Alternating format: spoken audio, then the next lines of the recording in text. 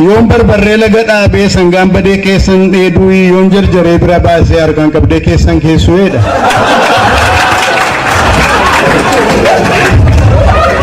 Aadaa keenya keessaa kan ta'e waa'ee qoosaa Oromooti. Qoosaa yeroo innu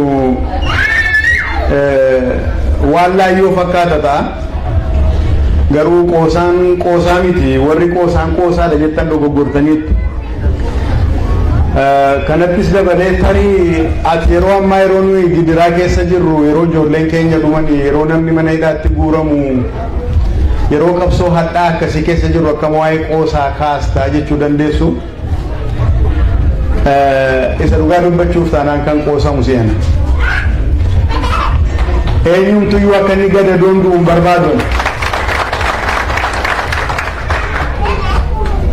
Barsiisaa seenaa tokkotu Addis Ababa Yuunivarsiitiitti maaliif warri Jarmanii waraansa addunyaa lammaffaa mo'amanii jedhamee gaafannaan utuu barattoonni deebiin deebisin ijaa qoosaa wallaalanii jedhe. Maaliif kolfa uumuu hin danda'anii jedhe. Waan hundumaa siiriyeeslii fudhatu jechaadha. Kanaaf of jajjabeessuu isa danda'uudha. Namni kan inni beekamu yeroo gidiraa qoosudha. Yeroo gidiraa kolfuudha. Kanaaf waa'ee qoosaan dubbadha. Maaliif tokkoffaa dubbii qaamni ogbarruu afoolaa kan saba Oromoos ta'e kanaaf saba abbaa fideeyyuu kan inni haammatee qabatu keessaa tokko qoosaadha. Geerarsa, do'iidha, walaloodha, yeedaloodha. Kun hundumtuu qabiyyee ogbarruu keessaati. Haa ta'u maleessa beektonni keenyas ta'e beektonni warri kaanii qoosaa kanaaf badaa iddoo hin laanne. Warri mammaaksi Jaappaanii tokko kan hin jedhu yeroon kolfaan dabarsan yeroo waaqaan waliin dabarsanidha. Akkasumas immoo warri jiru akkuma qaamaaf saamunaan jiru sammuuf immoo qoosaan jira. Egaani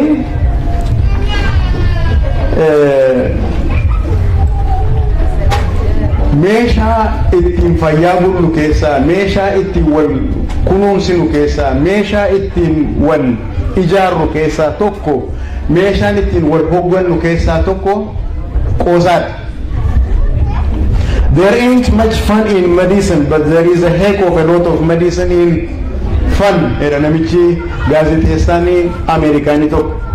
Akkuma kana warri leenjii nagaa yookaan fayyaa qaban immoo qoosaan iddoo sadiitti akka inni nama gargaaru himu. Akka qorichaatti qaamaa fi aggattuu qubqubbee ol kaasaa jiru, hantuutoo bashannansiisaa jiru, sodaa fi bibirrachuu salphisaa jiru, dhukkuba onnee ittisaa jiru, mirqoo dadhabe yookaan istireesii hir'isaa jiru, sammuuf gammachuu kennaa bashannansiisaa jireenyatti eda jedhu, dhukkubbii horsiisa jedhu, dhiphuu fi dadhabbii obbaafachiisa jedhu, faara yookaan muudii namaa fooyyessa jedhu, dandamina ol kaasaa jedhu, hawaasaaf immoo hariiroo cimsaa jedhu, kaan nutti hawwataa jedhu, hojjaa garsuu yookaan tiimworkii guddisaa jedhu, tokkummaa garsuu ol kaasaa jedhu, lola furee nagaa uumaa jedhu. Kan hundumtuu gatii ittiin baasnu utuu gatii ittiin baasiin utuu faarmaasii dhanneen bitatee waan argachuu dandeenyudha jechaadha. Seenaa keessatti kolfii qoosaan maal fakkaata inni biyyoonni adda addaa akkuma waaqa tokkicha jechinni jedhamu guutuun uumameen dura kolfaaf qoosaa mataa isaa danda'e qabu turan. Akkuma waan adda addaatiif bokkaafuu haa ta'uu, aduufuu haa ta'uu, bakakkaafuu, sibiilaafuu, waraanasaafuu haa ta'uu akkuma waaqa qabaatan kolfaaf yookaan qoosaafis akkasuma waaqa qabu turan. Fakkeenyaaf warri keeltii yookaan waaqa luud jedhamu yookaan lood jedhamu qabu turani. Sabni Giriikii Paan, sabni Jaappaanii Uzume, sabni Ijipt yookaan Kemet durii immoo waaqa Bees jedhamu kolfaaf qabu turanii. Egaani amma wanti isaan kana keessa lixe dafnee keessaa baana natti hin fakkaatu. Gaggabaabsee dhuma bira darbuu yaala isaan kana. warri nutti siqan warri Keemeeti yookaan warri Ijipti duriidhaa qoosaa kana bakka shanitti jiru. Bakka shanitti jiranii maqaa moggaasu. Innis tokkoffaa inni achi keessaa tokko beekamu scatological and vomiting humor wanta jedhamudha. Qoosaa boolii fi balaqqamaa keechaati. Kun qoosaa maalii qabaa jechuu dandeessu ta'a. Kun maasaatu qoosaadha jechuu ta'a. Garuu qoosaa qabaa jedhu fakkeenyaaf nuumtiyyuu achi keessatti qoodan dhabu natti fakkaata. Yoo warri obbolootanii dubartoonni yookaan haadholiin addana jirtanii yeroo da'umsaa sirba maaramu weeddistaniitu ta'e eega marqaa nyaattanii booddee arrabsoo isaa wal arrabsan tokko jira. Arrabsoo qocolloo obo waalluu naddii coora waalluu tagdeedhu qoosaadha kun yookaan coora waalluu naddii obo waalluu tagdeedhu.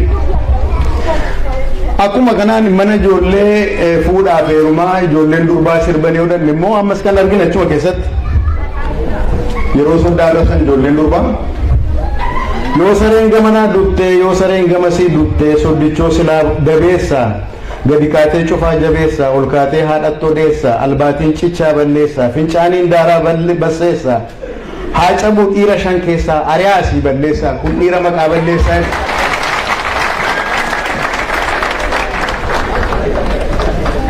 Qoosaadha kun qoosaa boolii fi balaqqamaa isa jennutti ramadamuu danda'a jechaadha. Wanta obboon nyaatu qamadiif xaafii shan bulleessanii aabbee yaa gurbaa wanta ati nyaattu daabujjaaf daabboo hin bulleessanii hin qulleessanii kunuu daaphoodha kunuu kaakkoodha yaanuma killisii kana dillisiitti caakkaa dhiphisiidhu. Egaa kunis qoosaadha.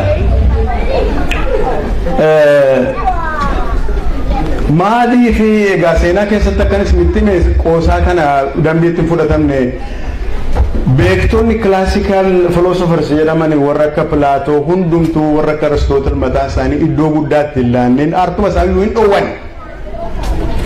Kun fudhatamuu qabu jedhan maaliif jennaaniti qoosaa jechaa warri humna hin qabne warri hiyyeessaa warri hacuucame meeshaa ittiin gooftolii aarsanidha redii kulii godhanidha jedhan. Yaadattu mammaaksa bakka na dhukkubu anumatu beeka bakka gooftaan koo na jedhe koowaa ettaniitiin jedhan. Bakka ishee dhukkubu isheetu beeka garuu bakka gooftaan faan jedhan koobamti. Kanaaf beeku jechaadha akka inni meeshaa ta'e akka itti qoosamu. Kanaaf dhowwan Pilaatoon keessumaa wanta inni jechaa ture baay'inni qoosaa kana meeshaa isaaniif oolu waan ta'eef warri mootii ta'an warri mootummaa dhugaa dhaaban keessatti iddoon kennamuufii hin qabu dhowwamuu qaba. It is eviledha wanta abaaramaadha. Kanaaf namoonni isa booddees dhufan falaasonni isa booddee dhufan warra akka Aristootelis akkasuma godhan. Aristootel keessumaa wiit ni jedhamu yoo beessayyuu ta'e qoosaa fudhachuu hin qabnu jedha. Kanaaf dubartiin Ingrid S. Gilhas jedhamtu Norwegian philosopheriin tokko maal jetti? Whether in the East or the West, the learned men of early church such as Ambrose, Jerome, Basil, Pseudo-Kipron, and John Chrysostom are unanimous in their hostility toward laughter. Yet, artuma isaa kolfoon ta'edhamutti hundumtuu warri karaa bahas warri karaa dhiyaas fudhachuu hin barbaannedha kan isaan jedhanii. Yaadi suni yaadi Pilaatoon lafa kaa'e warra amantee kiristaanaa jalqaba hundeessee fi gaan ittiin ka'a ta'e. Achi booddees darbeetii aadaa Awurooppaa keessatti iddoo guddaa qabaatee yeroo dheeraadhaaf qoosaa wanta jedhamuu fi akka iddoon hin kennamne ta'edha. Maaf kana godhuu see jiruu fi they fear to or pretend to fear that religion itself will be endangered by this free way jedhu. Kan isaan sodaatanii kana godhanii maaliif yoo qoosaan iddoo qabaate amanteenuu iddoo dhabaa akka jechaati jechaadha.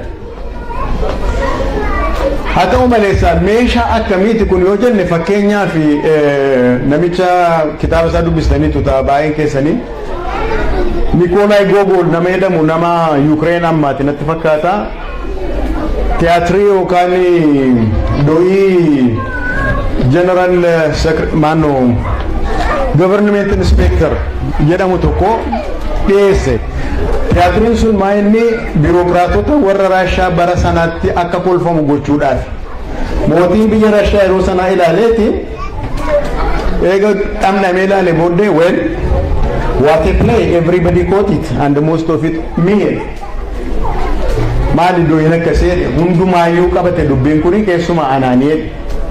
Kanaafi aangoo cimaa qabaa jechaadha qoosaanis kan inni isiniin jechuu barbaade. Kana akkasittiin isa seenaa kana gabaabsee dhiiseen yeroo keessan qusachuudhaaf maaliif dargaggeessiif dargaggeettiin hundumtuu sirbuudhaaf jarjara waan jiru natti fakkaatu qoosaa kana qorachuudhaaf karaa saayinsiidhaa maaltu jira kan jedhu tiyoorii sadan tokko jiru. Tiyeeriin kun sadammaa inni superiority theory, the relief theory, incongruity theory wanta jedhamantu jiru qoosaa qorachuudhaaf. Isaan kun maa inni superioritiin isa tuffii namaa jechaadha anatu caalaa isa namatti kolfan. Bifan caalaa yookaan humnan caalaa gatiitti bal'inan caalaa jedhanii isa fokkisaatti isa gatiitti cimaan qabnetti akka kolfu jechaadha. Relief theory jedhan immoo futtaafachuu jechaadha. Fakkeenyaaf amma hawaasni biyya Itoophiyaadhaa futtaafatee jira. Ukkaamsaa sana cabsee baheera. Relief jechaan akkas yookaan immoo yoo bifa gara biraan isinitti hime warra ro'oo raasu argitaniittu yoo ta'e utuma raasan achi keessatti waan adda addaa daayinaamizimiin adda addaa dhalateetu yoo xinnoo ishee hafuuran baafachiisan ta'e maal ta'a? Maal ta'a? Hin dayyaamini relief jechaan isa hafuura baafachuu jechaadha. Egaa yoo bokokanii jedhanii hafuura baafachuun na bira jira kan achi waan gadhee dhufa. Incongruity jedhamu immoo wanta isin eegne yeroo ta'u jechaadha. Namni tokko tuus hin fuuldura naguma deemu ammatuun olu taalee kufee wanta isin eegnetu ta'e jechaadha. Yoo kana achi immoo namni tokko marqaa fuudhee afaan isaatti geeffachuu dhiisee ammatu gurra isaatti geeffate akkuma sana kolfa uuma jechaadha. Egaa isaan kun hundumtuu waan ittiin qoosaa qorachuudhaaf tiyoorii ba'anidha. Kana asuma irratti gabaabseetanii kitaaba yoo argattan dubbisaa. Qoosaan saba Oromoo bifa kamiin mul'ata yookaan immoo of mul'isaa isa jedhutan darba.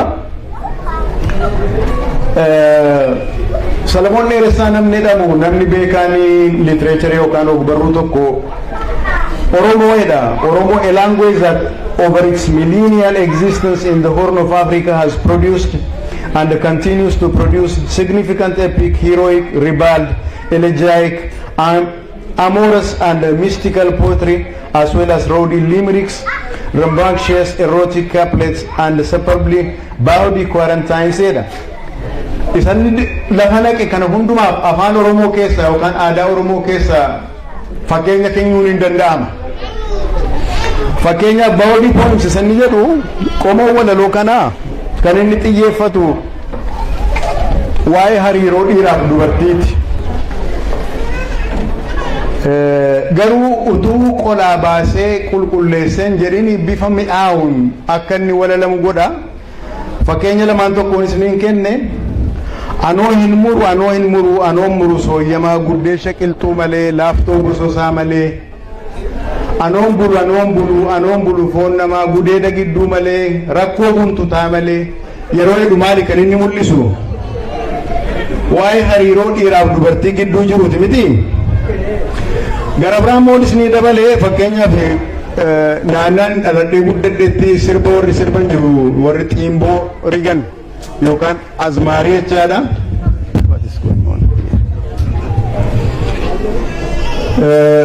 Gaaf tokko karaana deemaa bokkaa baachuun tokko roobdii niitii baachuun tokkoon teessi mana baachuu tokkoon seene xuwwee baachuu tokko dhaabdee marqaa baachuu tokko baastee takkan baacnee takkan nyaanne utuu baacnee takka nyaannuu hin dhufe baangalma jaaree kan gaaddidduun mana caalee harka tokkoon buta baata harka tokkoon guca baata buta isaatiin na butuu fi guca isaatiin na gubuu fi dubartiin mana wallaaltu gola gaangee xobna gootee balfaa garbuun irra buustee qicaa daadhiinatti guurtee achi ka'een finxiriire akka harree soonsi ciniineedha.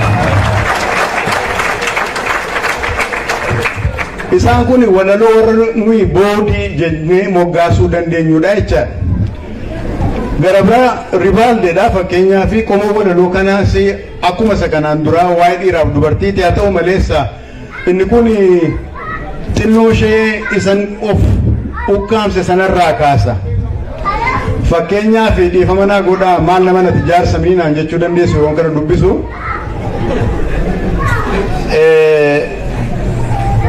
Yoon barbarree laga dhaabee sangaan badee keessan dheeduu yoon jarjaree bira baasee argaan qabdee keessan keessu jedha.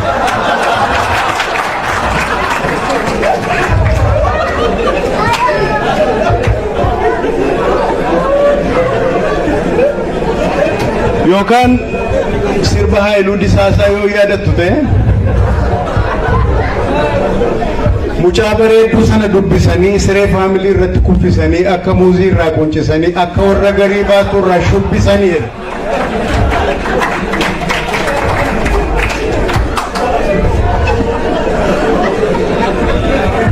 Yoo kanaan achi immoo inni fakkeenyaa fi hinaaffaanii micciiree qabeenii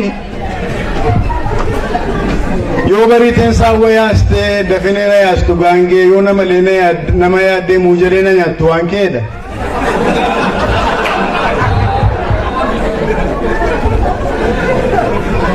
Isaan kun hundumtuu isa Salamoon dhiyeesse sanaa fi afaan Oromoo kana hundumaa horeera sani jedhe fakkeenya akka ta'uufani malee isin fuuldura dhaabbadhee jaarsa salphaa ta'uuf miti.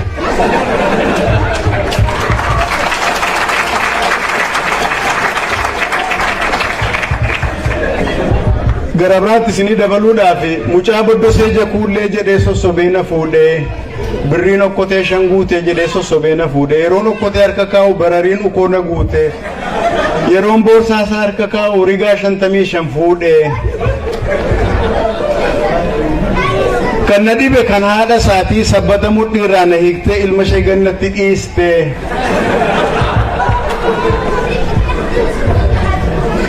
isaaf hin dubbisu. Adubbifamoo sabbata mudhii irraa na hiiktee ilma ishee gannatti dhiiste agguudduu lafatti dhiibee haduutuuf natti gannatti dhiibee ani hin duune galata waaqii wantichoo safara isaati ciiseen ilaale karaatu turee mi'aa akka baaduu etti.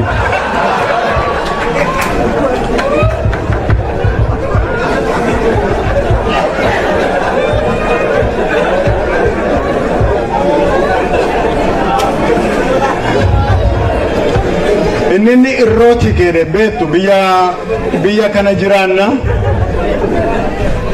biyya Neezerlaandi jiraanna biyya dimokiraasiin harka 100 keessa 100 irratti waa muraasa dabalatudha. Isa irrooti jedhamu maal akka inni ta'e isinitti mun barbaachisa natti fakkaanne garuu Oromoo wanta sana qabaayidha. Afaan Oromoo keessa waan akkasii jiraay yoo jechuu yoo baruu barbaanne fakkeenyaaf tokko isinii kennuu nan danda'a. Laki baa qalbii sireen naan cabdii sireen koo siree sooyyamaa obboon koo galee dheekkamaa laki baa qalbii kuni isa irrooti jedhu sana walumatti qabaatti Oromoon qoosaa qabaayii inni jennee yoo gaafanne egaa kunumti mataan isaa qoosaa ta'uu danda'a garuu waa tokkoon isinitti hima qoosaa durii qotee bulaa biratti odeeffaman ijoollee qotee bulaati baay'een keenya gaxariitti guddanne baadiyyaatti guddanne waa baay'ee dhageenya inni baadiyyaatti dubbatamu isa magaalaatti dubbatamuuf badaa mi'aawuta inni magaalaa keessaa immoo isa baadiyyaatiif badaayyuu mi'aawuta garuu tokkoon isinitti hima yookaan lamaan tokko qoosaa duriiti abbaa fi haadhatu maa isaaniitti jiruyyuu mucaa gurguraan tokko ulaa baneetti seena jennaani afaanii mi'aawu afaan ijoolleetiin abbaa maal hojjettaa innaan haadha kee jilbishee dhukkubnaan jilba kootiin sukkuumaa fi jiraa jedheen mucaan deebii kan argatee gara hasaasaatti fiige deebi'ee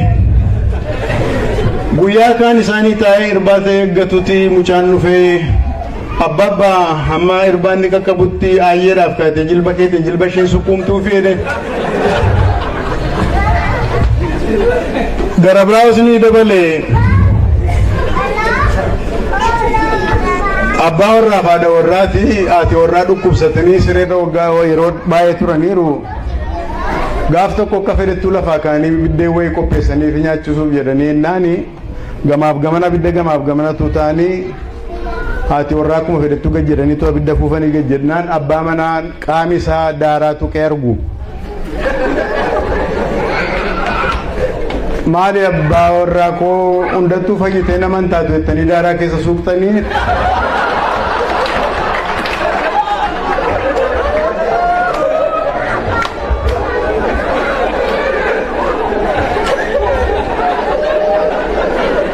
jennaan namichi anoosi dhukkuba hedheeni malee kaanee waa yaalluuree hedhee gaafannaa waan qoricha ta'u beekuu hiikaa malee etteedhan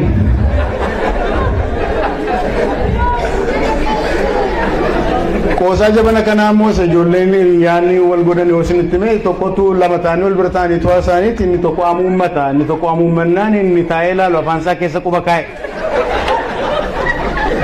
maala kiiti afaan koo keessa quba keessa innaan sittuun bi'in malee maaltu si dhibee jedheen namichi tokko immoo soba jaallataa jedhanii booddee adamoo dhaqeen galee dheetii maal ajjeestee innaan kurupheen xiyyiitiidhaan dha'ee eessa ishee dhooftee innaan miilla isheef mataa ishee walitti rukuteedha maal naman akkam gooteetti miilla isheef mataa ishee walitti rukuttee innaan miilla ishee ol kaastee gurra ishee huqqatti turteedha isaan kun hundumtuu qoosaadha kanaaf oromoon qoosaa qabaachuufani kan hundumaa kan inni isiniin jechaa jiru garuu qoosaan oromoo bifa kanii of mul'isaasa jennuufi bifa walaloon bifa geerarsaan bifa mammaaksaan bifa weedduu cidhaan bifa weedduu da'umsaan bifa holootiin akkasumas afoolaan akkasumas saadoodhaan ani hammanatu natti mul'ate warri dubbii kana gadi fageessanii qorachuu barbaadan kana caalaa saaxila baasuu danda'u natti fakkaata egaa akkuma beennu akka sirna gadaatti namni umriidhaanitti gulantaa umriitiin hiramee deema ijoolleen gara waggaa 8 gadii jiran akkuma beektan abidda bira ta'anii taphatu ibboo taphachuu jira ibboon teenii taphachuu jira mock fights yookaan mock drama adda addaa kana hojjechuutu jira achi keessaas fakkeenya baay'ee isinitti himuu nan danda'a garuu muraasa isinii kennuudhaaf ibboo yeroo taphatan fakkeenyaaf arrabsoo isaan wal arrabsantu jiru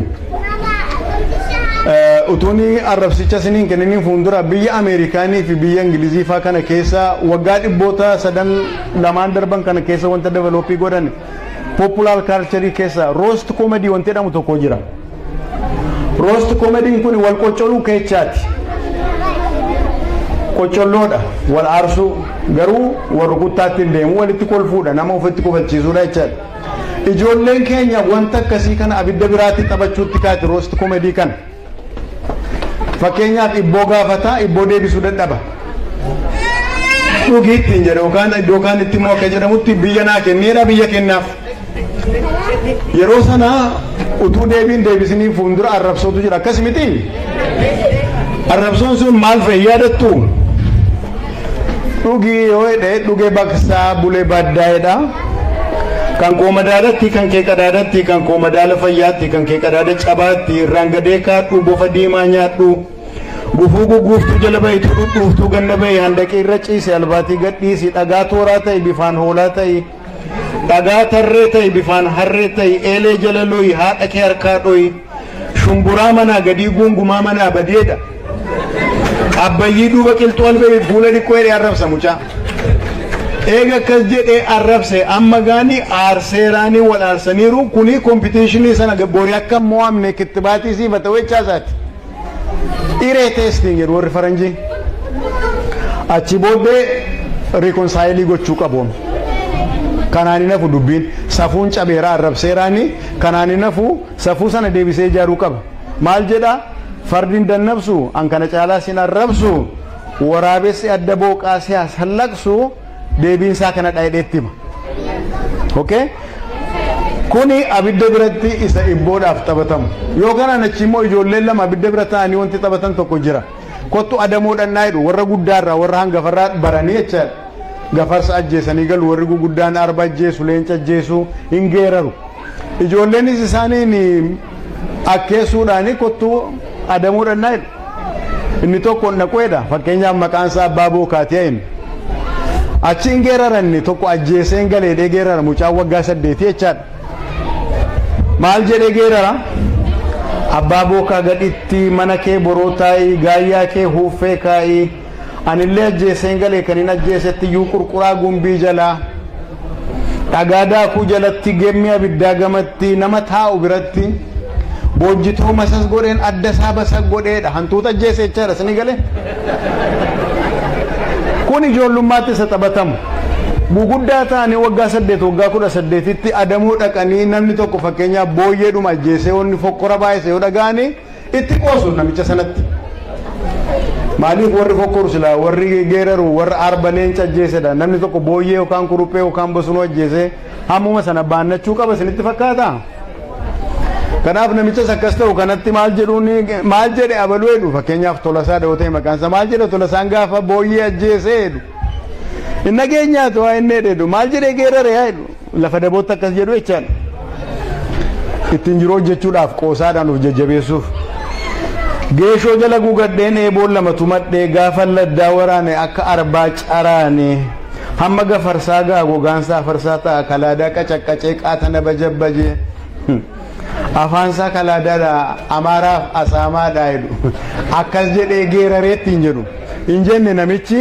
isaanumatu kireetii godhee akkasitti hin jedhe aarsaa roost koomedii inni nuyi jennus waan akkasiiti jechaadha egaa jiran warqeen harkaa qaba nama sibiilaatiif aadaa keenyatti sin'ee ijaa hubachuu dadhabne nuyi kana hin qabnu jennee isaan immoo maal qabu nuun jedhan dhuguma maal qabna nuun qabnu sintu beeka malee warra kaaniin akka jechuu jechaadha kanarraa waaqayyo nu oolchu qabna waan baay'ee qabna fakkeenyaaf weedduu cidhaa keessatti yeroo wal arrabsanii nuyi durbeen keenya nu durbeen waayyuu yoo bishaan dhaqne yoo qoraan dhaqne yoo dhiira garree karaarraa gorree mee darbaa jennaa garuu durbeen isaan sanaa jedhu durbeen warraa baluu yoo bishaan dhaqxe yoo qoraan dhaqxe yoo dhiira garte kosorruu jetti olgorruu jetti soqolluu jetti hudumaa jetti maal hin dhumaa jetti yoo kanaan achi immoo yeroo isaanii bakka wal fuudhanii galanii bakka dhaquuf malan sana galgala sana yeroo dhaqanii utuma intalli waa tokko iyyuu godhin maa jedhanii aarsuunii muka qottoo qiyyee akkati qophoofte obboon hin qophoofne lukan sochoosiyyeetti hin jedhu mammaaksaanis jira mammaaksaanis wanti nama kofalchiisan baay'eetu jira nama kofalchiisaa wanta ergaa dabarsan fakkeenyaaf laftis bayeessa jette jaartiin siree irraa kufteedhan kun mammaaksadha waakaa'uun hin baduu jette jaartiin durbummaan hafteedhan kunis mammaaksadha kaleessa nannana qabanii har'a hungoo qoonqoo namurani anoo qunxuraan dhume jette intalleedhan hiddi ka'ee hiddan beeku ijoollee garaa gara naa eegaa jette jaartiin jedhan isiniin galle mini isinii galeera shoo akkas ollaa gaafadhaa wal dha'ee na dha'aa jedhe namichi gabaa baqateedhan lafattuu natti gamaanii kooraasii olitti yaabaa jedhe namichi jedhan waaqaan jechuu isaati egaa kanarraan waggaa 8 al tokko yaadattu yoo ta'e yookaan warra dubbistanii beektanii buttaa wanti qalan jira bara buttaa gaafa buttaa san waggaa 8tti al tokko jaarsi yeroo inni itti safuu cabsudha safuun sun hartuma isaa wanta dhagaamee hin beenne jedhu haadha manaa isaatiin yookaan dubartii ollaatiin wanta inni jedhu wanta gurri namaa hin fudhannedha ammatti amma yeroo yaannutti jechuufan yoomi kan kana saalfachuutti kana eega amantee bakkeedhaa dhufan kana fudhachuutti kana amantee islaamaa amantee kiristaanaa eega fudhachuutti kana wanti kun safuudha kun akkasiin jedhamu jechuutti kana haa ta'u malee yeroo sanatti waggaa 8tti al tokko akka garaa isaanii dubbatu jaarsolii jaartiitti jechaadha maaf akkas godhu jedhanii yeroo jaarsolii bulan gaafannu sababi isaan kana godhanii fi yoo nuyi kanan goonu ta'e dargaggeessatu intala sodaata leeyya'a qaanaa kanneetii sodaatu waada shan fakkaatuu sayidhan beektu akkas jechaadha kormatu goromsa leeyya'a qaanaa generational continuity tu citaa boqqollootu sandaabu xaafiitiin daraaru yoo nu akkasiin goonu ta'e dhaniitii sodaatu jedhama egaani ammaaf nagaa hedduu galatoomaa